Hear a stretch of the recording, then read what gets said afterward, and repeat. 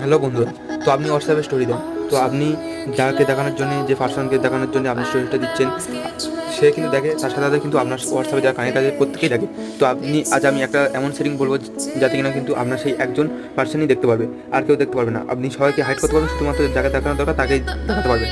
তার জন্য সবার প্রথমে হোয়াটসঅ্যাপ অ্যাপটি ওপেন করে নিতে হবে, স্ট্যাটাসে চলে আসতে হবে।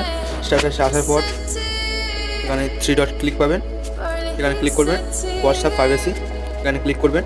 তো বন্ধুরা, এখানে কিন্তু সবার দেওয়া থাকবে মাই কানেক্ট, মানে আপনার ফোনে যারা যারা কানেক্ট আছে তারাই দেখতে পাবে।